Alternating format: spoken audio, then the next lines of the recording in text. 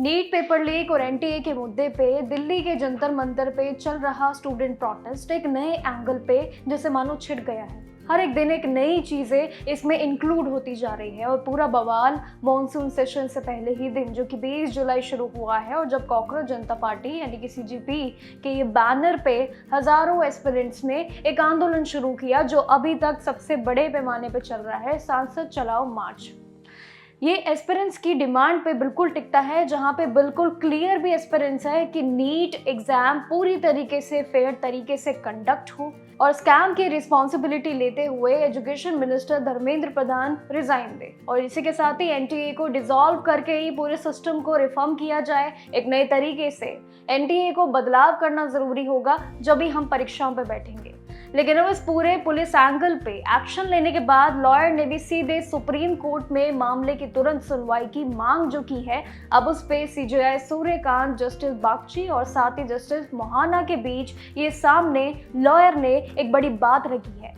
उन्होंने बोला है कि जंतर मंतर पे स्टूडेंट प्रोटेस्ट पे हार्श एक्शन जरूर हुआ है, हमने भी नजारा देखा और उसके पास इसके वीडियो भी एविडेंस के रूप में है, एक सबूत के रूप में है, इसलिए कोर्ट तुरंत इस वीडियो को देख के इस मामले पे लिस्ट करे, एक्शन बनाए। लेकिन सुप्रीम कोर्ट ने इस पूरे अर्जेंट सुनवाई की रिक्वेस्ट को पूरी तरीके से खारिज कर दिया है। सीजेआई सूर्यकांत ने लॉयर से कहा कि don't waste our time and your time is more valuable than ours. हमारे लिए ये टाइम बहुत जरूरी है, तो अपना टाइम वेस्ट ही मत करो। लेकिन बात सिर्फ इतनी ही नहीं थी। जब लॉयर ने ये वीडियो पूरे एविडेंस के तौर पे जब दिखाया, जब जोर दिया इस बात पे, तो सीजेआई ने साफ बोला कि we are not interested in this video and we don't have time to watch. हमारे पास वक्त ही नहीं है, ना ही हम इंटरेस्ट है, so please don't watch videos और हमारा टाइम भी वेस्ट मत करो। एक क्लियर शब्दों में उन्होंने सुनवाई के रूप में कहा कि ये जो अर्जेंट सुनवाई की सबसे बड़ी मांग है ना, इसको रहने ही दीजिए।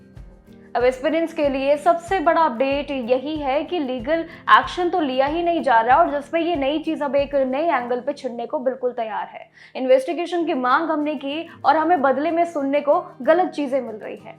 उनके ये पूरे स्पेशल इमरजेंसी बेसिस पे नहीं, बल्कि ये नॉर्मली आगे बढ़ने की सबसे बड़ी मांग है। और कोर्ट के इस पूरे स्ट्रिक्ट बयान के बावजूद भी सड़कों पे स्टूडेंट्स अभी भी आ रहे हैं, रुक नहीं रहे हैं, और साथ ही ये यूथ ऑर्गेनाइजेशन के प्रोटेस्ट और प्रेशर अभी भी जारी है और शायद आगे रहेंगे।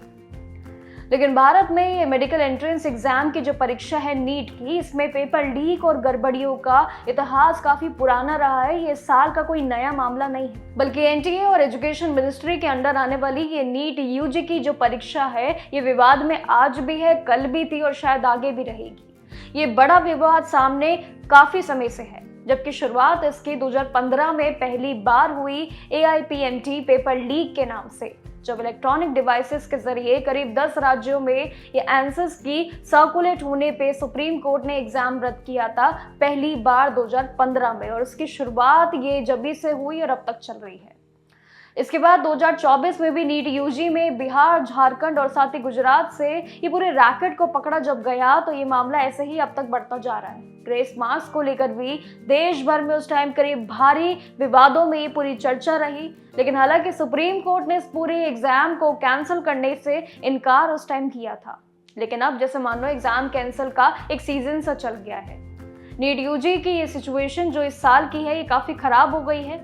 जब 3 मई को होने वाली परीक्षा से पहले टेलीग्राम और व्हाट्सएप पे वायरल हुए गेस्ट पेपर से असली एग्जाम से ये पूरा मामला जो बना, ये अभी तक कंटिन्यू है, और जिसके बाद एनटीए को पूरी परीक्षा रद्द भी करनी पड़ी, और इस केस की जांच सीबीआई अभी तक इसको निपटा रही है। लेकिन कुल मिला के देखना बाकी होगा कि बेसिकली अभी जो सीजेआई की तरफ से ये सबसे बड़ा मुद्दा मानो छिड़ गया है, जो उनका पूरा स्टेटमेंट है, ये एस्पिरेंट्स के खिलाफ है, और एस्पिरेंट्स जो मांग कर रहे हैं उस पर ये एक ऐसा जवाब शायद एस्पिरेंट्स के लिए बिल्कुल भी सही नहीं है। अब एस्पिरेंट्स इस पूरे मुद्दे पे एक बार फिर से शुरू हो चुकी है। ये लड़ाई जैसे मानो भी और बढ़ेगी और ये खत्म होने का नाम नहीं ले रही है, जिसपे कई तरीके की बातें टिकती हैं। लेकिन ऐसे ही अपडेट्स को लेकर हम आपके साथ जुड़े रहेंगे। अपनी राय कमेंट सेक्शन में जरूर बताइएगा कि आखिर हाल ही का ये जो सीजेआई का पूरा स्टेटमेंट है, आखिर आपका इस पे क्या कहना है। बाकी जानकारियों के लिए देखते रहिएगा जागरण जोश।